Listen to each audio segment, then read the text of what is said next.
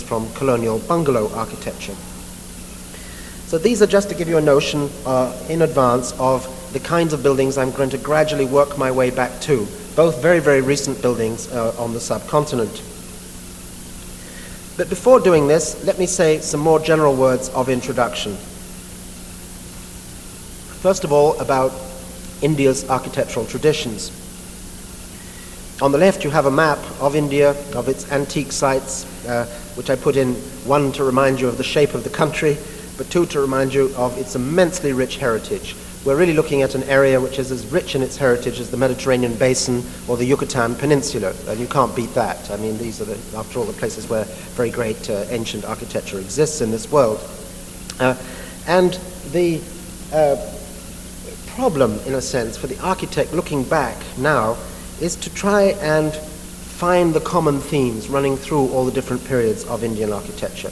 Indian architecture comes about through a process of accretion, of invasions of forms from the outside, in fact often in the form of hordes of people pouring in from the outside into this funnel of a country. They initially override and conquer what is there already, but gradually they are absorbed into it. And so there's a kind of cross-breeding which goes on in the architecture. The example on the right, which is Fatehpur Sikri from the 16th century, is a hybrid architecture. It is on the one hand an Islamic architecture, part of the world of international Islam. On the other hand, it is very Indian in its character. It has gone through this process of absorption. And what I would suggest is that there are some deep common threads or streams which run through all the periods, and obviously they're going to have to do with basic patterns of adjustment to things like climate, to the human figure, to issues of cosmology, or whatever it may be. These lead to some very, very basic patterns which keep recurring in the different style phases of Indian architecture. And some of the most probing people today are trying to get back to those basic patterns and to gear them up and transform them for 20th century use.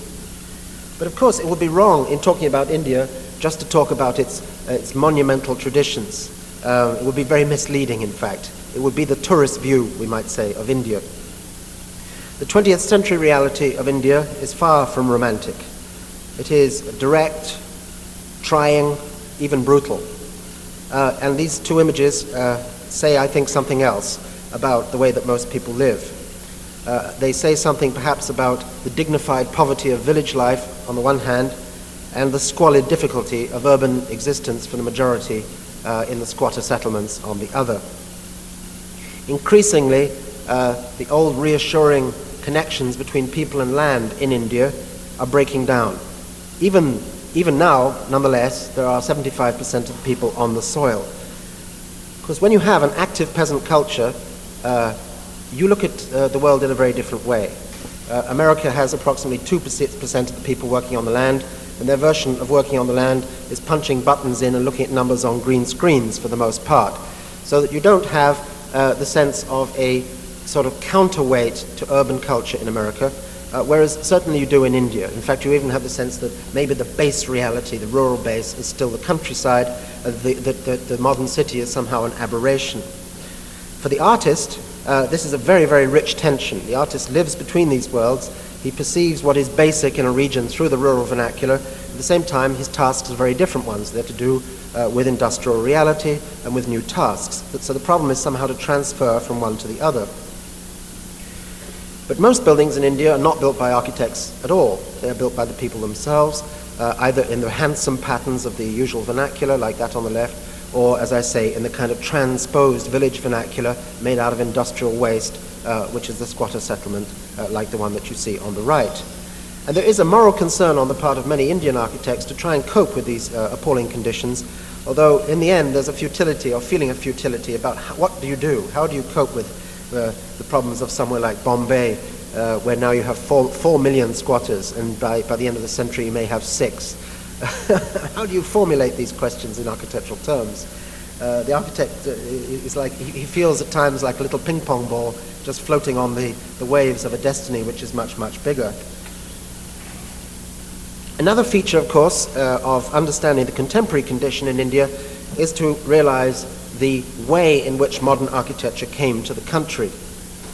You see, when you look at third world countries and their architecture, it's very, very important to understand things about the economic base, but it's also very, very important to understand things about how ideas of modernity, including architectural modernity, come in the first instance. The economy of India has on the whole remained very, very closed and protected itself against the multinational system of international capitalism. It has created a kind of creaking Fabian bureaucracy by which it's run its economy. Some good things have come from that in terms of protecting its culture, maybe some bad things as well. On the other hand, when we speak about the form in which modern architecture arrives, it's a very, very different one from, say, Saudi Arabia or the Gulf, where Texas was exported in a process of about 5 years, and some of the worst aspects of Texas were dropped out of the sky at very considerable expense and dumped on the edge of the Persian Gulf.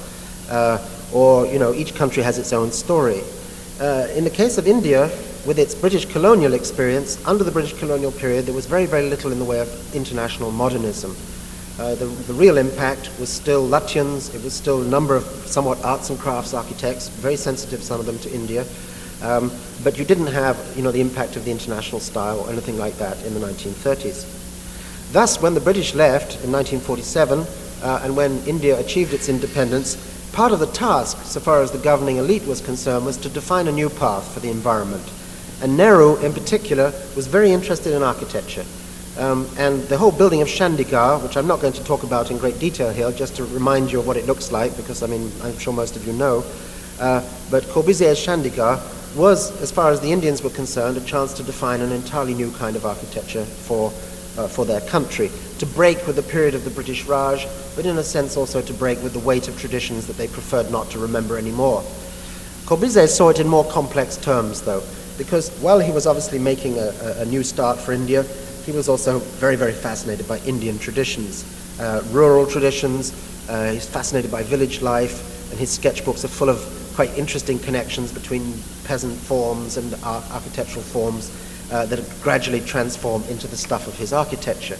On the left, a raking view from the High Court in Chandigarh towards the Parliament, and on the right, a sketch of bull's horns and roofs. These are the kinds of analogies which are in his mind as he comes up with a new kind of symbolism for Indian architecture. And he's certainly not blind to the lessons of traditional Indian architecture. For example, the governor's palace on the left of Chandigarh, which occupied him so much in the 1950s, and which was the kind of showpiece of the new India. In this instance, the governor's palace, I think, has a great deal to do in its organization with the Diwan-i-Khas from Fatehpur Sikri, a building of the 16th century.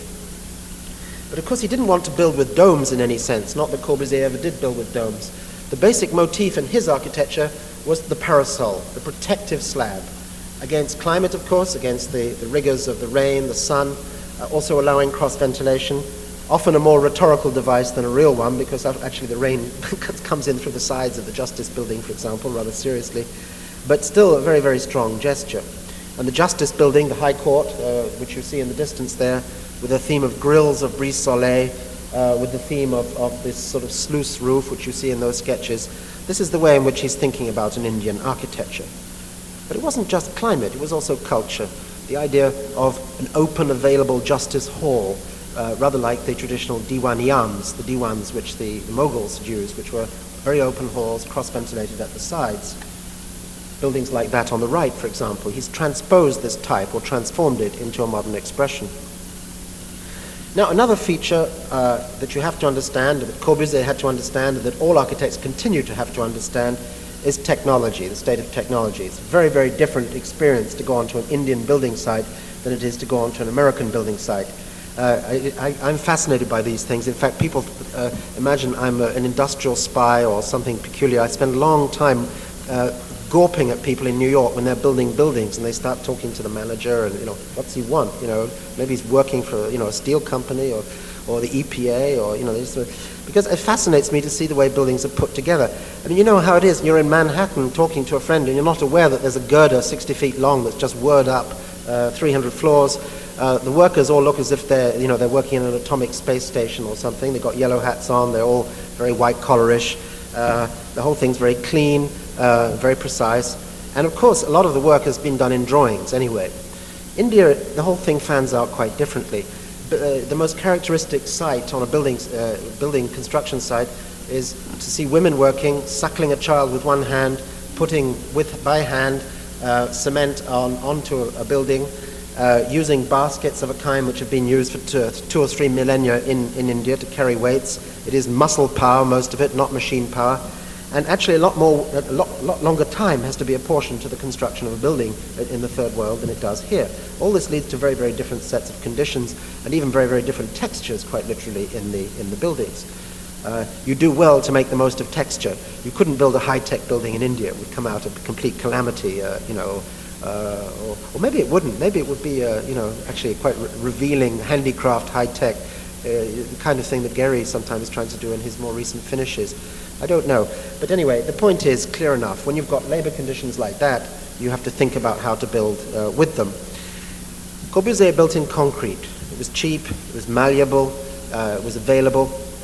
It was a little bit problematic in terms of climate because of radiation, but nonetheless, he manages to work out a whole system of grilles, brise-soleil, protections, loggias, and what have you, as part of his characteristic vocabulary. And some of his monumental works, like the building at the other side of the capital in Chandigarh, are very, very rich in their connections, in fact, with Indian traditional forms. This building, showing in the sketch there, you can see the funnel which marks the assembly and the pyramid which marks the Senate. But in the sketch we see the theme of the light tower appearing, the spiral.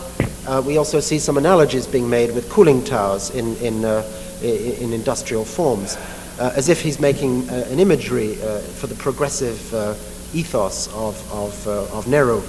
But the other side of the coin is a set of backward turning glances, very, very fascinated with the witty transformations with traditional Indian roofscapes that Lutyens had done, for example. Corbusier had a great respect for Lutyens, contrary to what you might think. He thought he was a bit of a playboy architect, but he thought nonetheless that there was great skill there.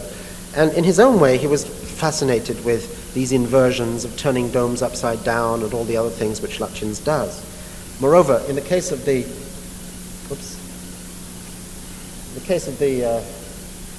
Parliament in Chandigarh, the lighting funnel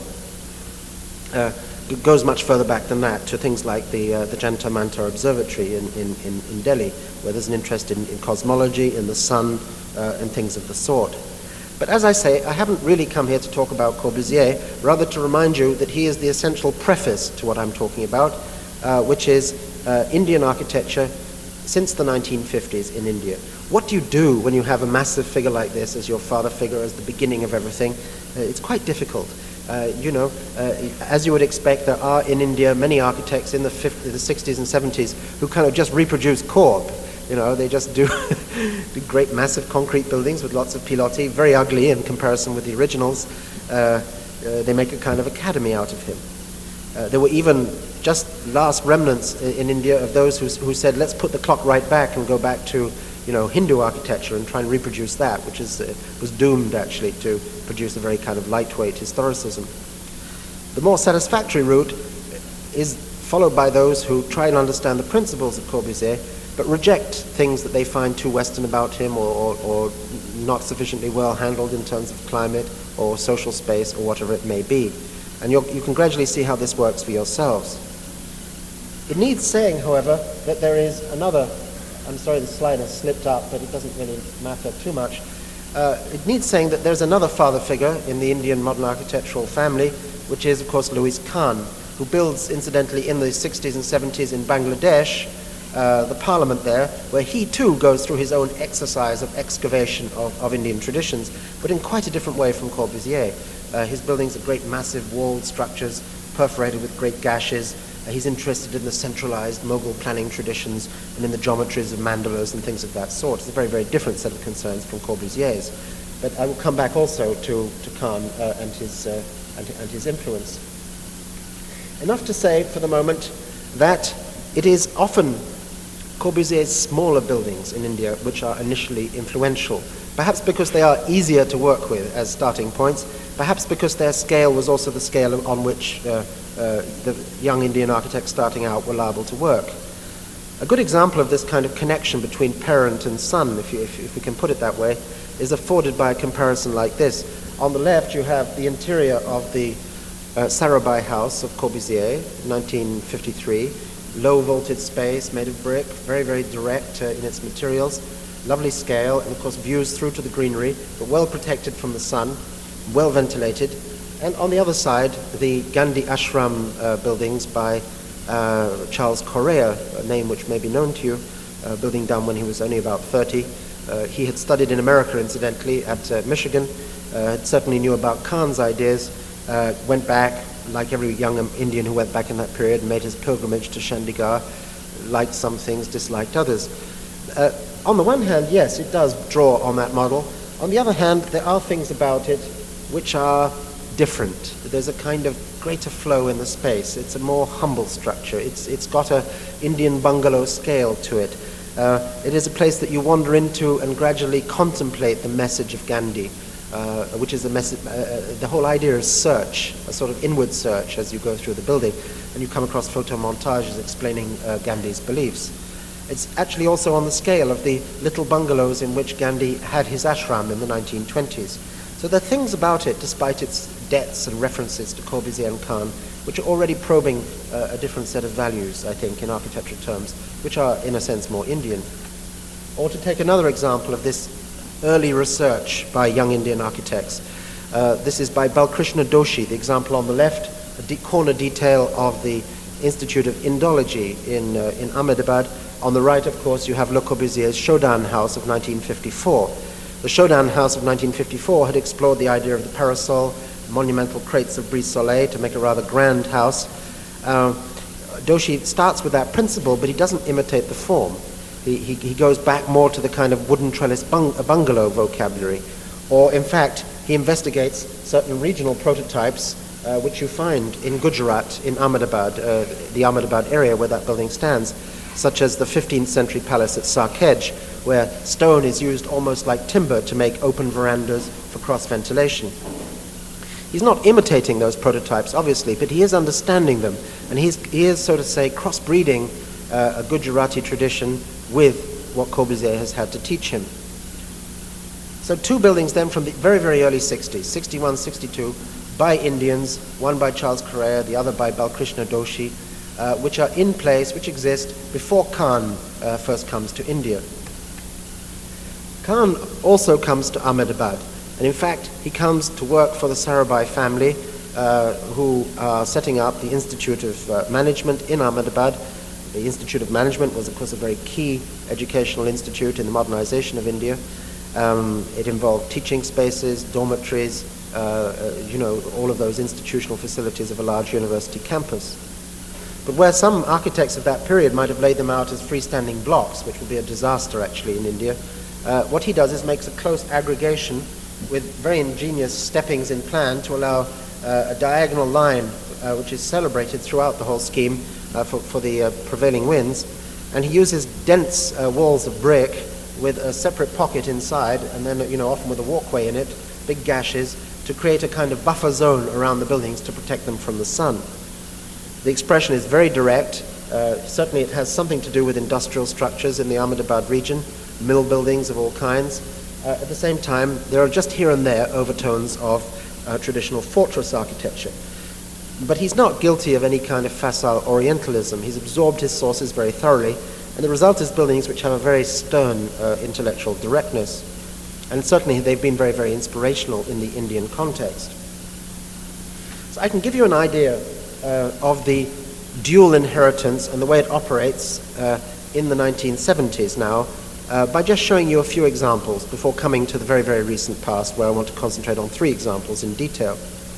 When we look at Indian architecture of the 70s, we sense this gradual emancipation from the weight of these two father figures. To be sure, there are still attitudes towards geometry, organization, which betray the influence. Nonetheless, there is slowly and gradually opening up an expression which is more closely related to Indian conditions. Take an example like this. This is the library, auditorium or auditoria, because there are two of them, of the University of Jodhpur. Jodhpur is in a very, very hot desert climate area close to Pakistan, where you have a stone vernacular in the cityscape, the architect Uttam Jain has taken the principles of that vernacular, stacked the whole thing up like a little desert town to handle the program, obviously of a stepping auditorium, and dramatized the shape with light, shade, but a very rugged and direct construction. Or, to take another example, quite a recent one, this is very typical of the kind of Indian work that's done, often a very low budget. Often the architect just sends the drawings up there and doesn't go up, and he just leaves it to the local builder to bang it out in whatever way he wants to bang it out. This is in the northern Punjab, in an area which is very hard to go to at the moment because of the troubles there. But it's a milk cooperative educational station. You see, in India there's an enormous cooperative system for dairies, and part of its function is to educate the humble farmers in more sensible ways to encourage productivity, and of course in hygiene and things of the kind. So the farmers will come from 50 miles around by bullock cart or whatever to this place, and will undergo some very basic education for 3 or 4 days. So the program is to make a little sheltered institution for them where they can be taught, and where you'll find some quite ingenious things done in the plan, for example, up there, if you can see what I mean, to making dormitory rooms which have got a bed and a desk for each of them. Stepping in, there's certain sort of overtones actually in that of Indian swastika plans and things of the sort, but built round the courtyard with deep louvers of brick also to protect from the sun. And the skylights, I mean, they must have realized they were making cow's ears, it seems to me, in that, but, let's say they didn't make that their first intention, but nonetheless it's in there, a little bit of wit. But very, very rugged, direct brickwork. It's gutsy stuff, Indian architecture, made by hand.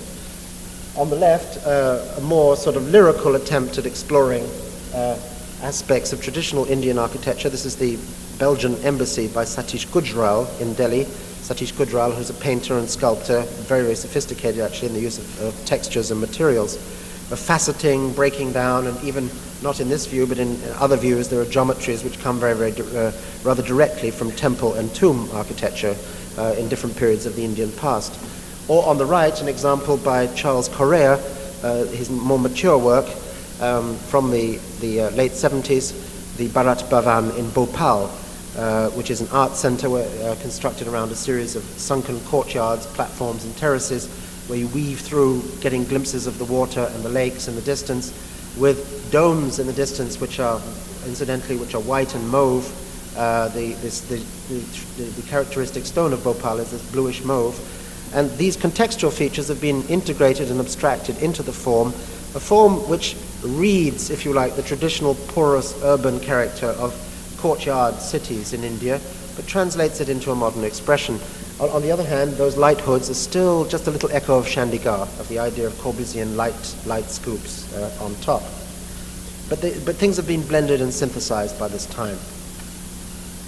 The mention of traditional cities, I think, is a very important part of the quest and research of some of the best Indian architects of the recent past.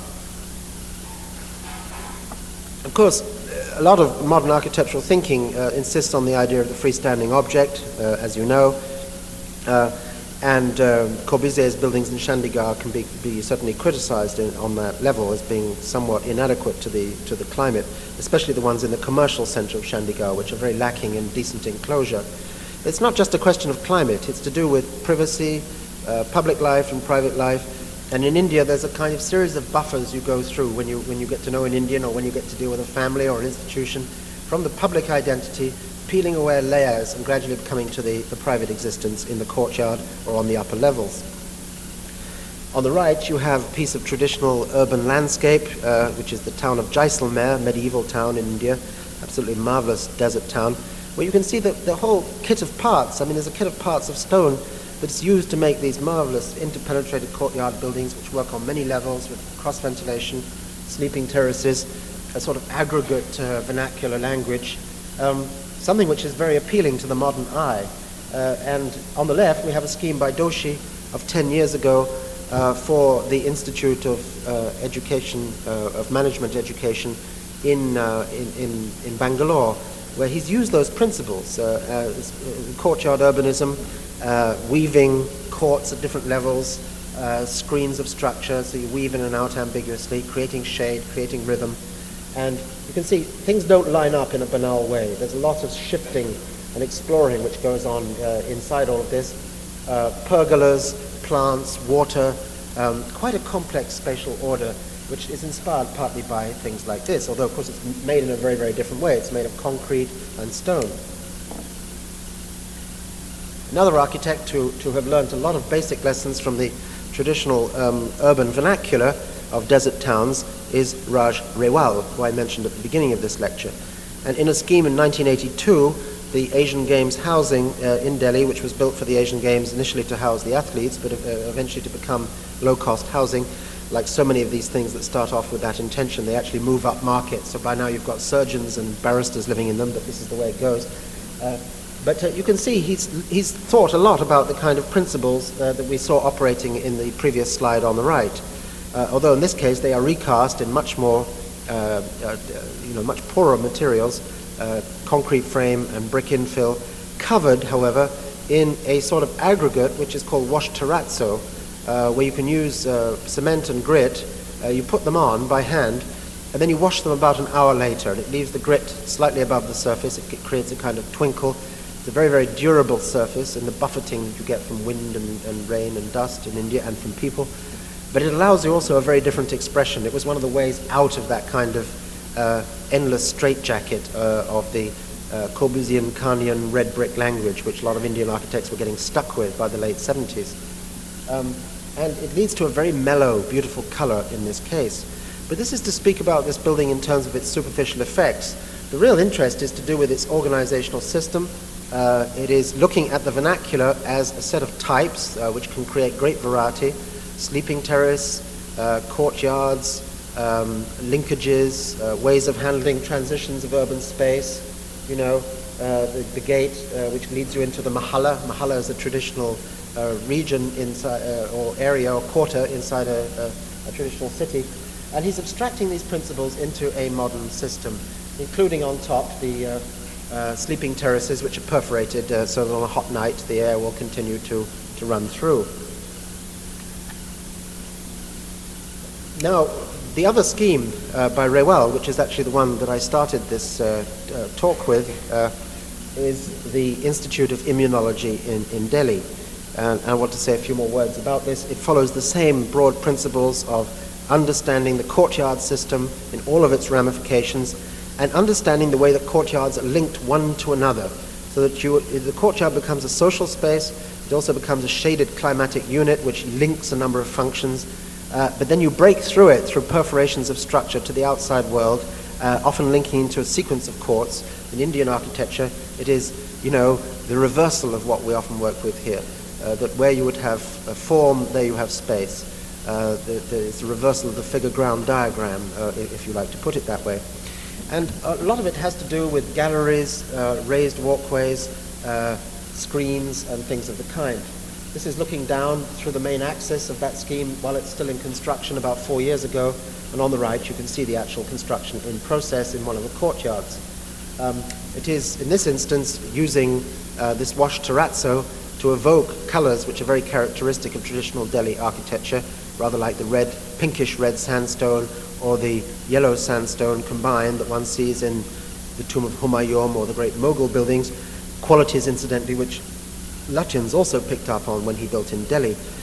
There are aspects, in other words, of Rewal's work which are very much a Delhi architecture. It doesn't belong anywhere else in India, it belongs in that particular place. And in the geometry too of his planning, there's a lot that is learnt in terms of the handling of the court, not just as a square thing, but actually as a polygonal thing with diagonal vistas through it, various ways of cutting it. These are the dormitory clusters of the Institute, with that one in the middle there, which affords a kind of gate. We were looking down from above, down the axis, but you can imagine looking back up it. This slide, on the other hand, here is looking in, along a diagonal of the housing. Actually, it's this way here. The central housing for faculty. Over here is single faculty, and over here is married faculty. And now the scheme continues up the hill. At the back, you've got a sort of laboratory on a pinwheel plan, which creates a series of very, very beautifully engaged spaces of landscape in here, which is rather gaping in that plan. But so really the thing has developed quite a long way. That's about 4 years ago that plan was drawn. The importance of it is to realize that we're looking at a transformation of traditional courtyard vocabulary into something quite different, and something which is very, very obviously modern. These are just to show you the technology or the technique of the buildings. On the right, you get it very, very clearly. Concrete frame structure with a brick infill, and then on the right, you see what the right of that slide. You see what it's like when it's finished. The detail shows you how the pink sandstone effect is used often to dramatize the actual structural beams, whereas the other grooves are used to just to create an articulation which is at middle scale, which is often the scale at which a balcony line runs or something of that kind. All of that is done by hand. All of that is done very, very cheaply by hand. In fact, it's to me very, very important. We don't talk about it enough, but the economy of building materials is, when you've got very, very cheap labor, there are all kinds of things you can do which you can't do in a so-called developed country. On the other hand, your poverty disallows you from doing certain things as well. You can't build in steel in India. It's just unthinkable. You can use a little steel in your reinforcing, of course, but that's about it. But on the other hand, there are some things you can do which would be unimaginably expensive in the West in terms of craft, or in terms of even very low-grade craft. You can find a few fine craftsmen still in India who can do marvelous things much, much cheaper than they would ever be done here. And then there are certain things also that can do which would be unimaginable, like make Buckminster Fuller-like structures out of concrete, which is actually what you can do in India. Very, very cheap. You can make amazing, complex Fuller-esque structures out of concrete. So in this case, we're looking at an architecture which in its functions is very, very modern. As a matter of fact, the program for this building includes the idea not only of a absolutely state-of-the-art set of laboratory spaces for immunologists, but the whole idea is to attract them back from the States or from Europe, Indians who've gone to do their PhD or whatever it is in America. 5 years later they got 2 cars and a big house in the suburbs, and actually they begin to get bored with the whole thing. And they want to go back to India, but of course they want to go back with money in the bank. But going back to India, it's very expensive for the middle classes to acquire housing.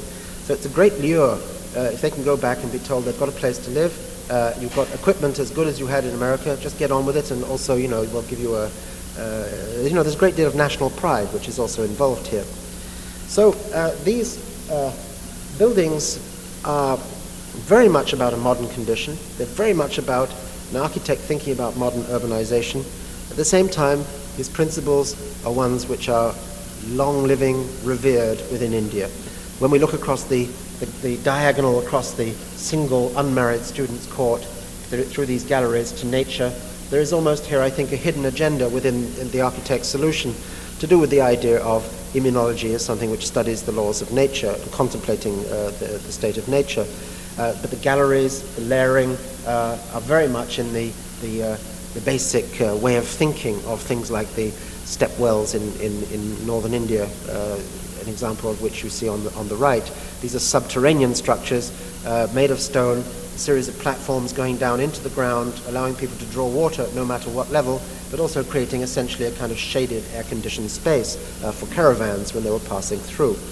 So these are the sort of traditional buildings which contemporary Indian architects are looking at, but they're not just mimicking them. They're trying to understand their whole spatial anatomy. They're trying to understand them as climate systems. They're trying to understand them as systems of construction. They're trying to understand them as systems of proportion and abstract these and incorporate them in their work. Another example on the left of Rewal's work, building not even complete. This is the headquarters for a place which will educate people in the use of videotape, who will then go out to villages to explain various techniques to people. Again, the courtyard is the generator, and in this case, concrete trabeated structure, organized, however, to follow some traditional patterns for making terraces, for stepping out, for handling shade, for handling view, for handling social space, and so on and so forth. So I think you get the general point, and with Rewal in particular, there is a fascination with the connections between modern frame construction and traditional frame construction. And in India there are many, many examples of frame construction in both stone and in wood, and he's trying to kind of crossbreed the two. So he's very much a Delhi architect and involved with the big commissions which come from the center, come from the government, institutional for the most part. It's a very different world when we go down to Sri Lanka and to this building again, which I started with, to Geoffrey Bower's studio. Here the scale is domestic. The strategies are those that you would use for the hot, wet, tropical climate. We're almost on the equator, actually, at that point. And it's domestic in scale. In fact, this wasn't initially designed as a house for somebody, and then gradually was adopted as the office by Bauer, who decided to keep it. And you come in to a forecourt, which you see here on your left-hand side. Very, very quiet building, but just with a glimpse of something going on behind that restrained facade. Everything about that is carefully composed. The benches, the pillars, proportions are immaculate. But then even in that left slide, you can glimpse the sense of some light and dark behind, and even of a square rectangle leading you towards infinity at the back. And as you make a few more steps into the interior, gradually that theme begins to draw you in. A little square of paradise at the other end of an axis, with water reflecting downwards there. And in fact, you begin to understand that it's got a roof here, which is allowing the monsoon water to cascade down into that pool. At the same time, it allows the air to circulate very, very comfortably through the whole structure. Around to the left, in this case, there is a court, so the air can go safely through it. And architecturally speaking, it's quite sophisticated, because you've got that axis, but obviously if you don't want to get your feet wet, you're going to turn left or right. So if you turn right, you distribute into small offices. If you turn left, you discover another axis parallel to the first, leading up to an antique column, an old wooden column from a traditional structure on the island, which is there. And then you turn right again and you enter into here. And having had that little meander, that prepares you for a cross-axis that you come to at the back. It's actually very, very sophisticated in terms of its formal organization. There are a lot of things, though, about its use of tradition, which I think are also very interesting. I mentioned briefly at the beginning that, of course, the archetype for dealing with a hot, wet climate is the thatched hut. I mean, it's a big, wide eaves, wooden poles, and a sort of thin membrane of a wall system to let the air circulate through it. That is the kind of primitive hut out of which all tropical systems come. In Sri Lanka, that basic archetype has gradually, over the years, collected many layers as colonial imports have come from Dutch, Portuguese, and others who've come through, bringing the whitewashed wall, bringing the tiled roof from the Mediterranean areas. And actually, you can see that this vocabulary is drawing simultaneously on a lot of those sources.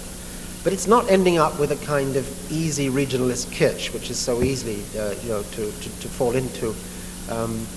It is going into the heart of the matter and coming up with a very vital new solution. And furthermore, there are very key sources which he is interested in.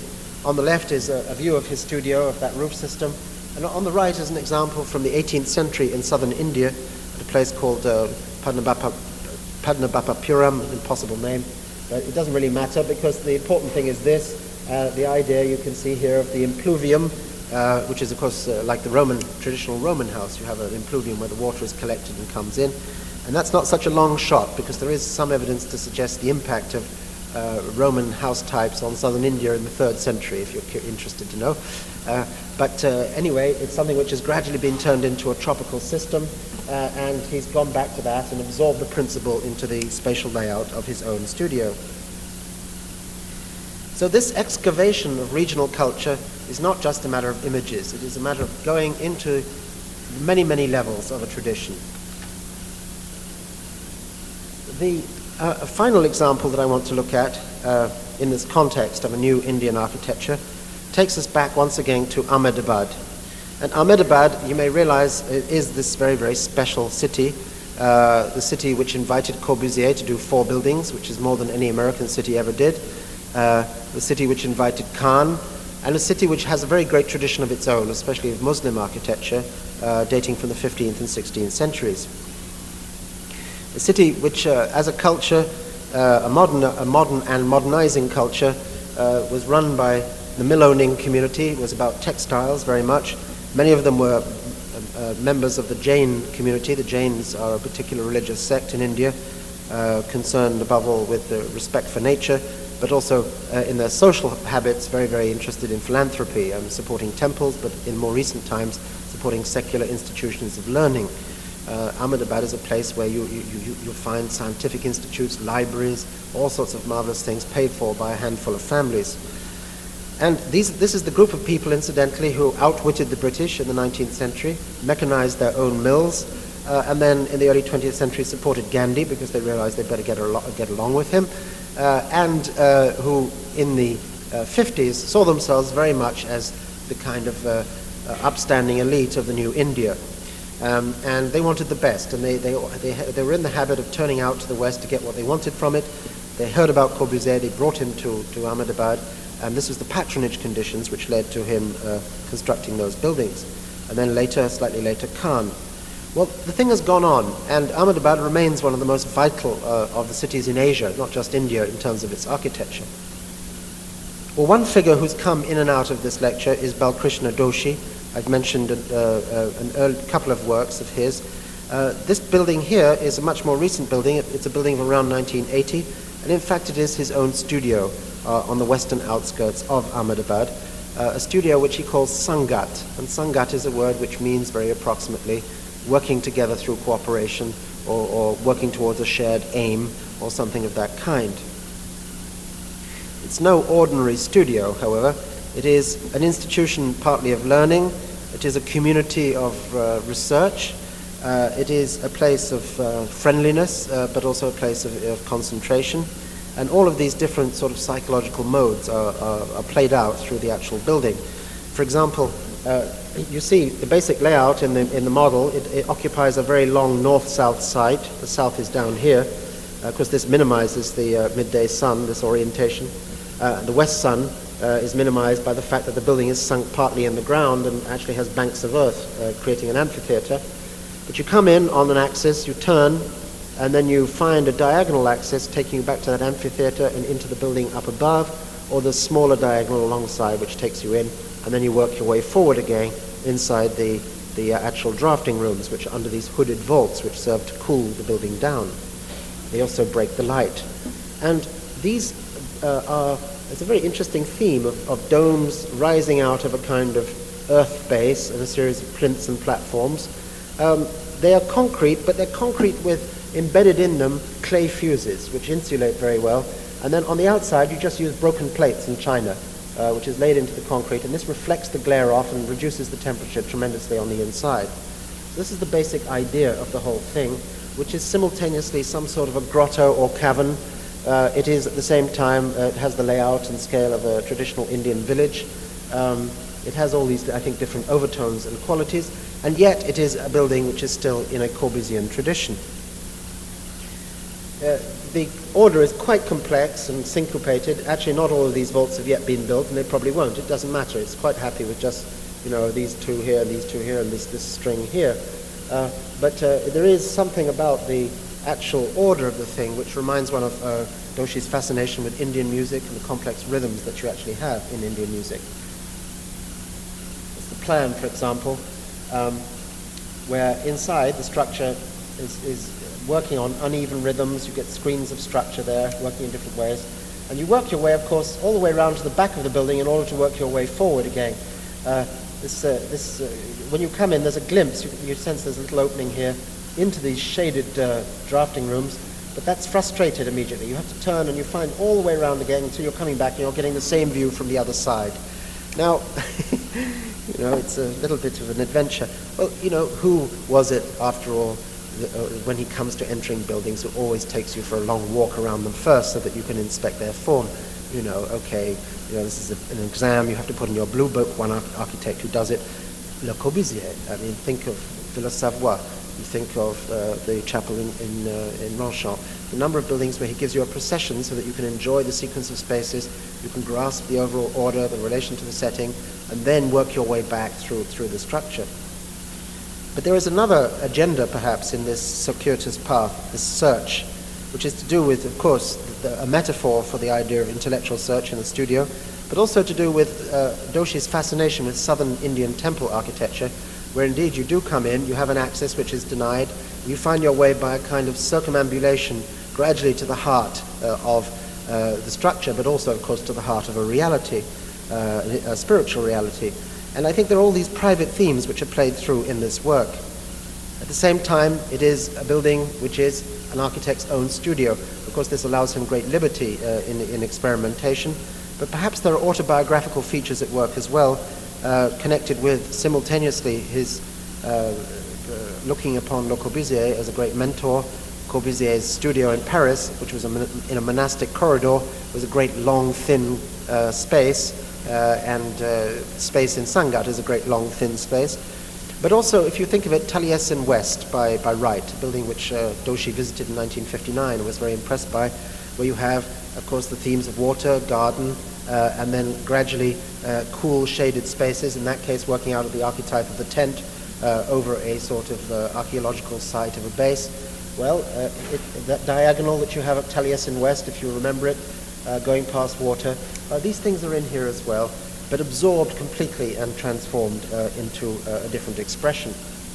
Even some of the details in the broken china, I think, say something about Gaudi, just as the water splash says something about Khan. But when you're looking at a work of architecture of real interest, to recite the sources tells you very little much about it, because they've been transformed into something else. But I'm mentioning them because I think it's important to understand the range of options and ideas which an Indian architect like this is drawing upon, but successfully pulling together into a poetic synthesis. The path takes you along this somewhat subterranean walk, dotted with these great jars, these Gujarati clay jars, which are water jars, because these too have a timeless quality to them as objects of peasant construction. And the forms of the building, these bulbous forms, and the fascination with water and with receptacles is something which runs right through Sangat. There are even puns between the clay and the untreated concrete, the kind of rough concrete of the structure. Subterranean, light breaking in through the top, creating a series of these shaded warrens down half buried in the ground. And then a reminder, I'm sorry, I'm going too fast there. Section of Sangat on the left, and then on the right a sketch by Corbusier from 1942 for an agricultural estate near Churchill in North Africa, because remember, Corbusier was fascinated with vaults in connection as a kind of generalized sign for Mediterranean vernacular. He brought the vault system with courts and some of those ideas to India and things like the Sarabhai house. The ideas and connections are there, but Doshi has taken them and extended them much, much further to deal with Indian reality. But I think traditions are like that. I think that's the way it really is. I mean, I think that architects, they work with their predecessors, either they're dwarfed by them or they're not.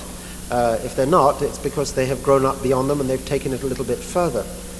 Actually, this process is going on all the time around us. It just so happens that the publicity machinery of architectural opinion making likes to shriek new model every 2 years, likes to play up the obvious and cheap innovation against the more interesting creation. The real condition of architecture now is one of extending, it so happens, various very, very profound penetrating ideas of the earlier modern movement into new territories. Of course, people like Frank Gehry are doing just that, but in quite a different context of abstraction, collage, complexity, to deal with Los Angeles urban reality, and quite satisfactorily on occasion as well. I'm mentioning these little things as an aside because I think that we're suffering from a very false architectural map for describing the present at the moment. And if there were a more adequate and complete one, it would have to have a balanced treatment of what goes on in the third world, as well as what goes on in the first world. And wherever the second world is, I don't know. It's somewhere lost between the two. But so what we're seeing with architecture like this is, I think, a very fascinating historical condition of gradually extending and developing a new set of connections, a new set of syntheses, a new set of ideas. Doshi does drawings often after the fact with his buildings to kind of remind himself of key themes. Sometimes they're done with silk screens, and he'll overlay different aspects of the building so that when you only print them all together, you get the whole building. But in a little drawing like that on the right, it speaks simultaneously of the idea of Indian miniatures. It also has a kind of populist comic book ring to it. But he's looking there very much at the conception of an oasis and of water sluices. And of course, water sluices are things which are very basic in Indian architecture, in the villages, but also in Mughal architecture. These are the kinds of themes. Water at the same time is, of course, a sacred matter in traditional Indian values. It is a garden building, and incidentally, if you look at the road down at the bottom right, you see a little blue figure running along. A blue figure in Indian miniatures is always Krishna. That is Balkrishna himself, probably running in panic from a client. And he's often described to people who ask him silly questions about why is it that you have to go all the way around like this and then come out, and work your way all the way back. He says, well, it's so I can escape my clients. And while they're taking time to come in, they ring a little gong when they're on the way across the garden. I can climb out through the other end and disappear down the road. But when you are on top, looking the other way, you get this view here, platforms connecting to the land.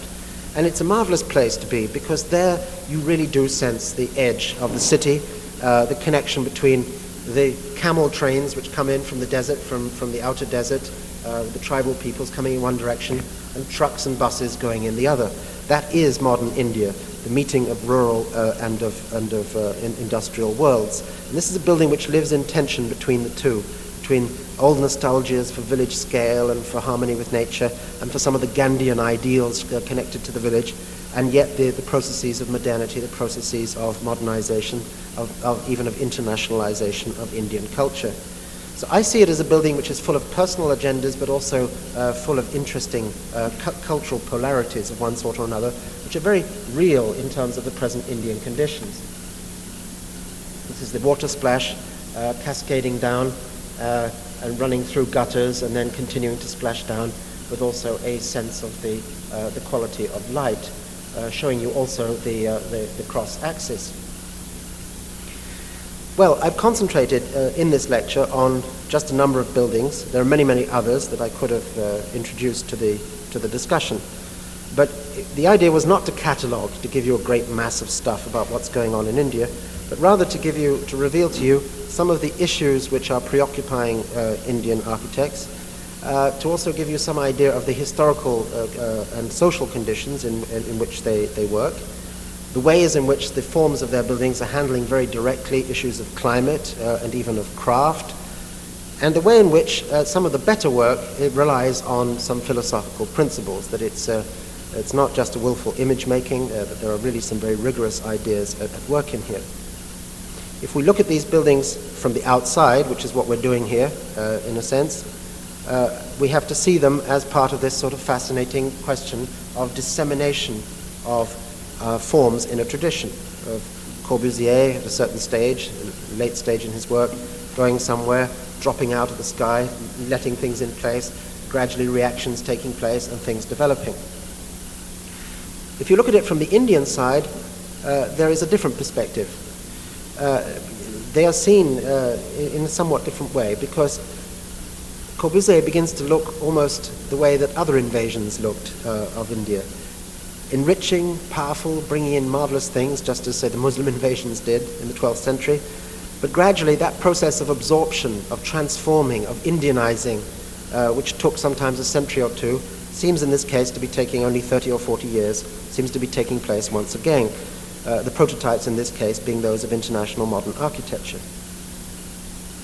It remains to be seen whether these particular, necessarily limited examples can penetrate the very broad base of building in a country which is going to, in the next 20 years, construct more structures than it's built in the last 4,000 years. By way of conclusion, I would like to suggest that we, while I've tried to treat these certainly in their particular conditions, that at a certain point a work of architecture lives by its own right. That if it's good architecture, in the end it transcends its own conditions. And I have a feeling that while these buildings are very engaged with their Indian reality, that certain of them, buildings like Sangat, for example, actually also add to the stock of global ideas, that they are eventually going to be as much part of our heritage as of India's. This is my hunch. So thank you very much.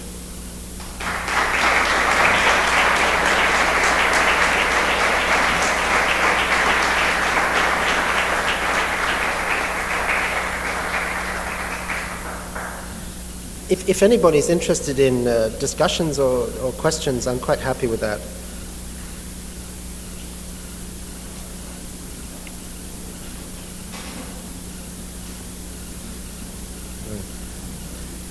That's all right. That's fine.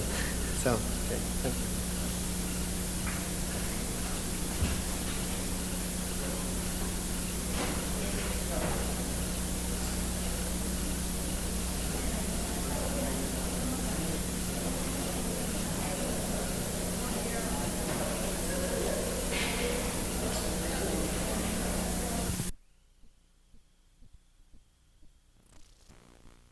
And what I would suggest is that there are some deep common threads or streams which run through all the periods, and obviously they're going to have to do with basic patterns of adjustment